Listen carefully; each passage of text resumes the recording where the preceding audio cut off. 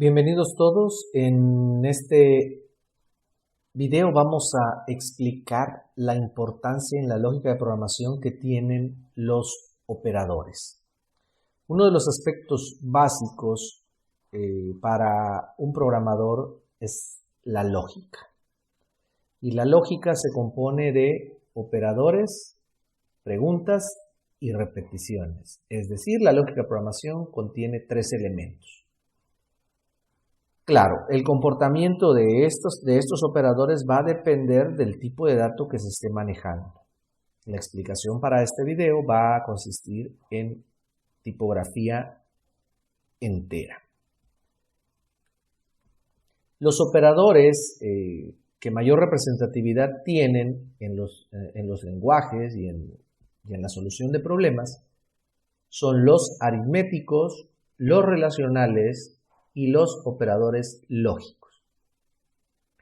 En el caso de los aritméticos, pues los ampliamente conocidos, la suma, la resta, la multiplicación, la división y el residuo. El residuo en el mundo real, pues no es muy utilizado, pero en la programación sí. Entonces al operador residuo hay que darle un tratamiento particular. En el caso de los relacionales, pues son los mismos que trabajamos normalmente en otras áreas de conocimiento y ya que tienen poca demanda para otras áreas de conocimiento, pues son los operadores lógicos. En el caso de las preguntas, pues la instrucción if, y en el caso de las repeticiones, el ciclo for, while y do while. En la clasificación de los operadores, entonces, tenemos aritméticos, relacionales y lógicos. Y en cuanto a su sintaxis, lenguaje C y C# prácticamente, bueno, no prácticamente, es lo mismo. En el caso del lenguaje Python, no. En el caso del lenguaje Python cambian un poco las cosas.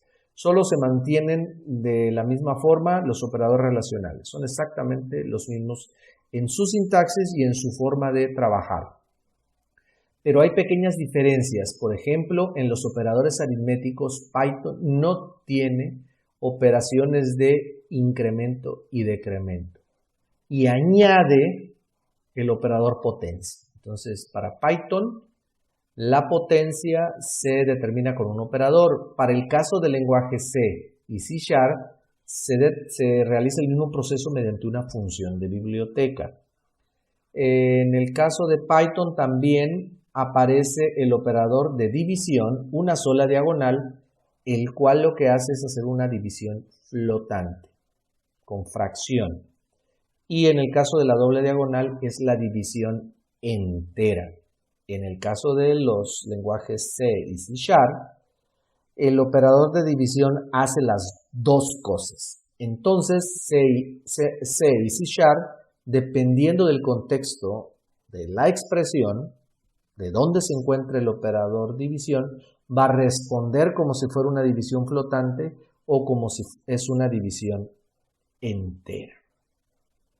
Y en el caso de la sintaxis de los operadores lógicos, la forma en que trabajan los operadores es la misma en los tres lenguajes, pero la sintaxis sí es cambiada por completo en Python. Muy bien. Los operadores vistos de manera independiente, aislada, sin utilidad, pues no tienen ninguna complicación y son bastante aburridos. Entonces, pues todos sabemos que 2 más 3 da 5, 4 menos 2 da 2, 9 por 3 da 27, 8 entre 4 da 2. Las cosas empiezan a cambiar, por ejemplo, cuando las divisiones no son enteras. ¿Qué va a pasar si dividimos 8 entre 6? Pueden pasar dos cosas. Puede pasar 1 o puede pasar 1.5 dependiendo del lenguaje. Dependiendo si hay división entera o división flotante. En el caso de C y C#, cuando aparece una diagonal, la división, el operador de división, el lenguaje revisa el contexto de la expresión. Entonces dice, bueno, como operando izquierdo tenemos un entero, 8. Y como operando derecho tenemos un entero, 6. Pues entonces este cuate quiere trabajar un entero y me devuelve la parte entera. ¿Cómo cambio eso en C? Bueno, pues haciendo que alguno de los dos operadores se convierta en fracción. En este caso, su servidor decidió que fuera el operando derecho. Entonces, aquí sí nos daría 1.5. Entonces, pueden notar que en lenguaje C y C#, pues están trabajando con una decisión por omisión que depende del contexto de los operandos. En el caso de Python no. En el caso de Python esto es explícito. Si utilizamos la diagonal, entonces el resultado es 1.5. Es una división flotante. Pero en el caso de utilizar la doble diagonal, entonces el resultado es 1, división entera. Entonces, los conceptos para trabajar los operadores no son completamente universales, dependen de su implementación en un lenguaje en particular. Entonces, eso hay que tenerlo en cuenta cuando estamos en diferentes lenguajes de programación. El operador residuo es muy utilizado en la programación, poco en las matemáticas o en la realidad. Entonces, requiere un tratamiento especial porque en la práctica no lo tenemos tan establecido.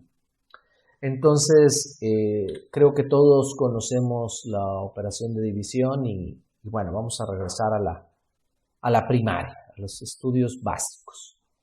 Y de alguna manera aprender a programar es regresar a nuestros estudios básicos, nada más que ahora las operaciones ya no las vamos a hacer de manera abstracta o sobre un cuaderno, sobre un papel, sino las vamos a hacer sobre una instrucción de computadora.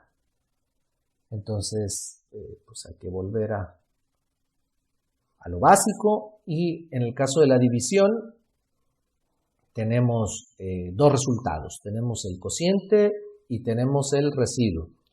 El cociente lo obtenemos con la diagonal, por lo general, no sé si algún lenguaje de programación lo haya cambiado, pero tenemos una diagonal y el residuo, que es el otro resultado de una operación de división, lo tenemos con el símbolo de porcentaje. Entonces, si queremos saber la división de 8 entre 1, pues el cociente nos da 8 y el residuo nos da 0. ¿Cómo obtenemos en el lenguaje de programación el residuo? Pues simplemente poniendo el símbolo de porcentaje. Entonces, 8 residuo 1 nos da 0. ¿Qué pasa si quisiéramos saber el residuo con 2? Pues realizamos la operación y observamos que el cociente nos da 4, entonces al multiplicar 4 por 2 tenemos 8, que es el mismo número, y por lo tanto el residuo es 0. ¿Qué pasa con 3? Bueno, pues en el caso de 3, en la división el cociente nos da 2, entonces 3 por 2, 6, y al restarlo nos sobran 2. Nos sobran o nos faltan 2, el término que queramos utilizar. Entonces, 8 módulo con 3, su residuo es 2. 8 módulo con 4, pues su residuo es 0. Ahora, en las operaciones estoy utilizando la operación que hemos trabajado normalmente en las matemáticas, pero en algún momento deberemos tener una estrategia para poder resolverlo mentalmente. La estrategia que su servidor utiliza es simplemente, y que no debe ser exclusiva, porque la lógica de programación depende de cada uno de nosotros, entonces es simplemente tomar el operando derecho y decir, bueno, este operando derecho, que es 5, ¿hasta dónde nos lleva en el operando izquierdo? Y entonces, si a 5 le sumamos un 5, pues nos da 10 y nos pasamos del 8. Entonces, solamente podemos llegar con un cociente 1 y nos faltan 3 valores Nos faltan 3 valores para llegar al 8. ¿No? Entonces, si hablamos de 6, ¿cuántos valores nos faltan para llegar al 8? 2. Si hablamos de 7, ¿cuántos valores nos faltan? 1. Y así sucesivamente. ¿Qué pasa cuando tenemos el mismo valor? Pues sabemos que es 0. ¿Y qué pasa cuando tenemos un divisor pues, más alto? En este caso 8 entre 9, pues no tenemos cociente y por lo tanto el resultado es el número mismo. Eso va a pasar con el 9, eso también va a pasar con el 10, eso también va a pasar con el 11, entonces pues ya no debemos de cuestionarnos cuando tenemos un divisor mayor, pues el resultado que nos va a dar, ¿no? Es el número original, por así decirlo. Entonces, esta sería la forma de trabajar con el operador residuo. Bien, como les comenté anteriormente, los operadores, pues, por sí solos, de manera independiente, pues no nos dicen nada, no tienen ningún chiste. ¿Cuándo empiezan a cobrar importancia? Cuando nos permiten implementar cuando tienen una utilidad práctica. En este caso, pues los operadores nos permiten implementar modelos de la realidad. En mi experiencia, por ejemplo, propiedades numéricas. Gracias a los operadores podemos saber si un número es negativo o positivo a través de los operadores relacionales. Puedo saber si un número es par o impar, pues con el residuo. Puedo saber si un número es primo con el operador residuo. ¿Para qué me sirve saber si un número es primo o no? En computación, su servidor los ha implementado, por ejemplo, para generar números pseudoaleatorios, o hay el algoritmo que implementan los lenguajes de programación para generar números pseudoaleatorios, pues es a través de la característica de la propiedad numérica primos, ¿no? Entonces, aleatorio se llama cuando es en la realidad y pseudoaleatorio cuando es en la programación. Entonces, son números aleatorios, pues. También en algoritmos de seguridad, para trabajar con claves o password, ¿no? Entonces el número primo, al no tener divisores, o sus divisores el 1 o sí mismo, pues permite que sea más difícil, digámoslo así, descifrar claves cuando se utilizan algoritmos basados en números primos, ¿no? También gracias a los operadores podemos saber alguna terminación de algún número, si termina en 4, en 45, 851 o en lo que sea. O podemos fragmentar los números, ya que estos números técnicamente están en binario, ¿no? Entonces una representación decimal es una abstracción de ese número binario que realmente está almacenado, ¿no? Entonces puedo saber el número de millares de un valor, de centenas, de decenas, en fin. Y veamos, por ejemplo, positivo y negativo. En la realidad lo que hacemos es ver el número y si tiene un más o no tiene nada, pues nosotros lo consideramos positivo, ¿no? Y si tiene un símbolo menos, pues nosotros lo consideramos negativo. Otra cosa es el concepto. Bueno, conceptualmente, ¿qué es un positivo, qué es un negativo? Bueno, pues podemos encontrar diferentes formas de representarlo, pero digamos que simbólicamente, pues es a través de un símbolo más o que no lo tenga. Y si tiene un símbolo menos, un guión previo al número, pues el número es negativo. Ahora, aquí nuestro sentido de la vista nos está ayudando, pero la computadora no tiene sentido de la vista. Entonces, ¿cómo lo vamos a saber en una computadora? Pues lo vamos a saber a través de los operadores relacionales. ¿Qué pasa con un número positivo? Bueno, pues si es mayor a 0, el número es positivo, y si una variable en particular es menor que 0, pues el número es negativo. Entonces, por un lado ya tenemos los operadores y estamos hablando de la programación, y por el otro lado tenemos una representación simbólica en la realidad. ¿Cómo saber si un número es par o impar? ¿Qué hacemos si no tenemos ningún curso de computación? ¿Cómo determinamos que un número es par o es impar? Pues aplicamos un atajo de razonamiento y simplemente nos fijamos en el último dígito, y si este dígito corresponde a 1, 3, 5, 7 o 9, el número es impar. Y si el último dígito corresponde a 2, 4, 6, 8, inclusive 0, el número es par. Entonces, aunque no podamos entender un número o leerlo, por ejemplo, este número sería muy complicado de leer, pero sabemos que es un número impar. ¿Y por qué sabemos que es un número impar? Porque simplemente su último dígito o su terminación es 1. Entonces aquí estoy aplicando razonamiento, y ese razonamiento en una implementación computacional sería muy costoso. O sea, agarrar un número, fragmentarlo, irnos al último dígito y verificar si caen 1, 3, 5, 7, 9 o 0, 2, 4, 6, 8, pues es muy complicado. Entonces lo que podemos hacer es irnos al operador residuo.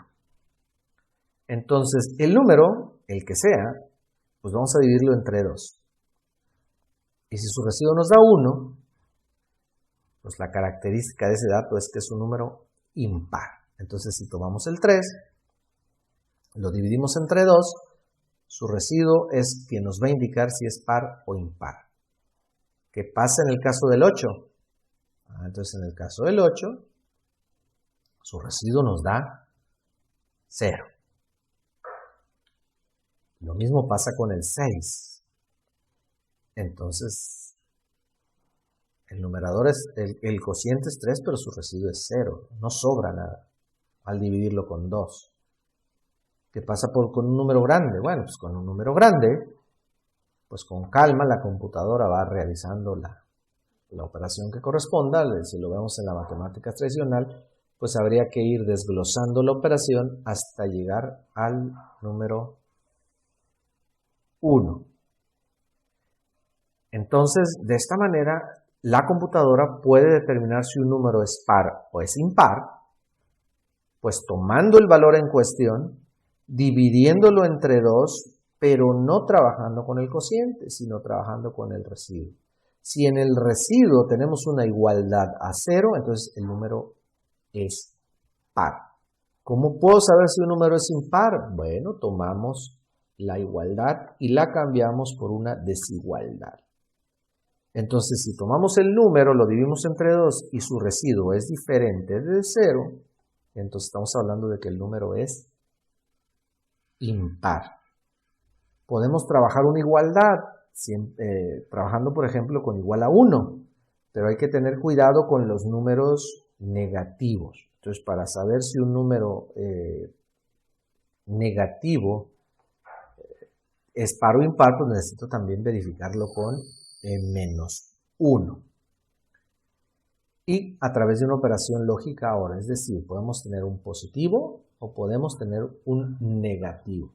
Entonces, esta operación nos está mostrando los operadores, la clasificación o los operadores más utilizados. Por un lado tenemos los aritméticos, tenemos los relacionales y tenemos los operadores lógicos. Entonces aquí estamos combinando las tres categorías en la clasificación. Una terminación, quiero saber si un número termina en 7, en 5, en 12, en 1, ¿no? Entonces, ¿qué se tiene que hacer? Bueno, pues hay que tomar el número en cuestión y dividirlo entre 10. Entonces hay que tomar el número, dividirlo entre 10, pero leer el residuo. Entonces vamos a checar el residuo. Si ese residuo tiene un 7, pues tiene esa terminación. Debo de ser cuidadoso con los negativos, porque el número puede ser negativo y tener un residuo negativo. Entonces, en la fórmula anterior, para números pares, puedo irme por una notación corta o puedo irme por una notación larga. Entonces, la lógica de programación también es muy variada. Entonces, habrá programadores que pueden irse por este camino o por este otro camino. Entonces, puede haber múltiples soluciones para un mismo problema. Entonces aquí tenemos la expresión que nos permite saber si un número termina en 7. Entonces de esa manera los operadores nos auxilian en trabajar conceptos de la realidad, en llevar algo que esté en la realidad a la computadora. ¿Y qué tiene la computadora? Pues aunque Parezco un poquito difícil de entender. La computadora solo tiene operadores, en cuanto a lógica de programación, solo tiene operadores, preguntas y repeticiones. Y con esos tres elementos tenemos que resolver todos los problemas de la realidad hacia la computadora. Continuando con la importancia en la lógica de programación de los operadores, ahora voy a llevarme una de las expresiones trabajadas a ya un lenguaje en particular. Entonces vamos a elegir la de terminación en 7, vamos a copiar la expresión y nos la vamos a llevar al lenguaje C++ Builder, al lenguaje C++ en el compilador C++ Builder.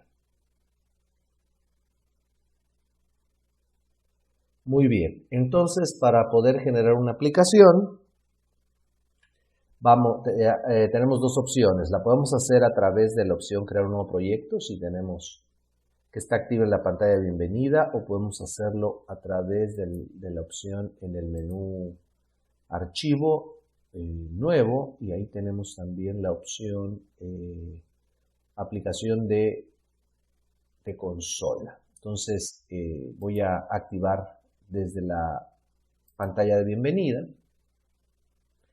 y vamos a solicitar aplicación de consola. Y hay dos opciones, C y C++. Vamos a dejarle C para trabajar en una programación muy sencilla, con poca sintaxis, con pocas líneas.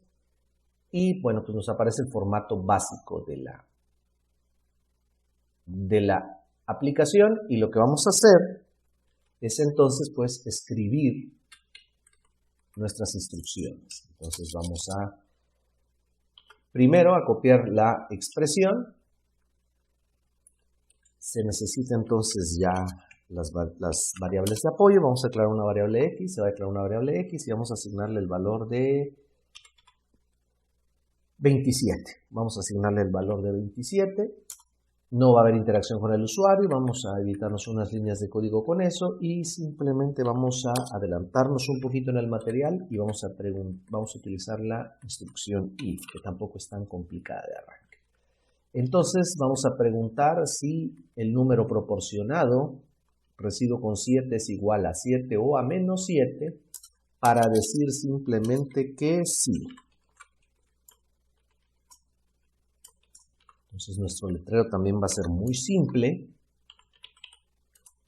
porque es un prototipo de prueba inicial. Entonces no nos vamos a complicar ni con la entrada ni con la interfaz de salida. Entonces a esto yo le llamo, vamos a hacer nuestro prototipo en modo flojera. ¿Sale? Flojera en el buen sentido de la palabra. Entonces pues esto es todo. La declaración de la variable con su asignación y la pregunta. Entonces, si se cumple, si termina en 7 y en caso contrario, pues no termina en 7. Bien, entonces toca el turno de generar la aplicación. Bueno, pues ya los lenguajes que tienen esta interfaz para Windows, pues nos ofrecen un icono, una flecha de color verde para hacer todo el proceso de compilación hasta llegar a la ejecución. Entonces, bueno, vamos a presionar esta opción. Y el programa acaba de correr.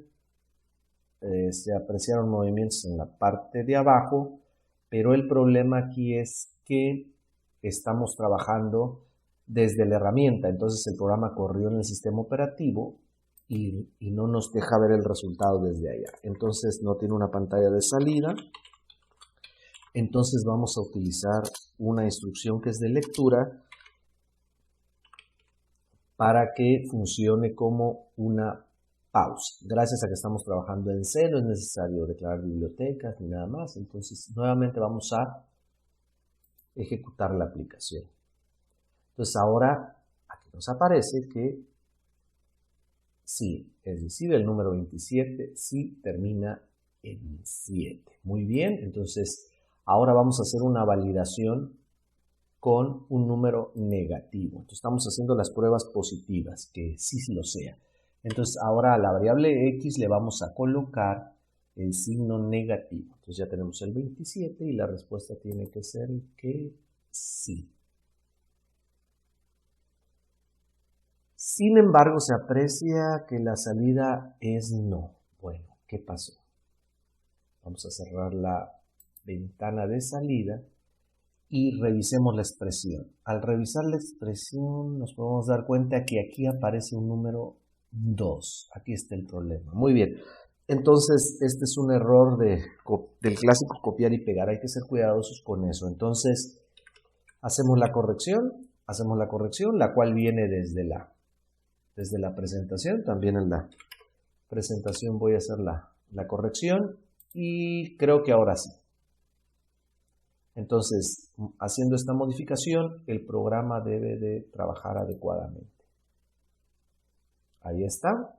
Sí, entonces ya las pruebas positivas ya están. Se probó el programa para un número positivo, para un número negativo. Muy bien. Entonces, ahora vamos a hacer las pruebas para valores que no caigan en el sí. Por ejemplo, voy a modificar el 7 para utilizar el número 25. Entonces el número ahora es el número 25. Muy bien. Nuevamente vámonos al icono de ejecución y nos dice que no. Entonces ahora vamos a hacer la prueba ahora con el menos 25 y vamos a ejecutar. Entonces aquí la respuesta es no. Entonces ya se hicieron pruebas para para el positivo, que sería más menos 27, y se hizo pruebas para un escenario negativo, más menos 25, y el programa está funcionando adecuadamente. Entonces aquí podemos ver el potencial que tienen los operadores en cuanto a la lógica de programación. Bien, muchísimas gracias por su atención.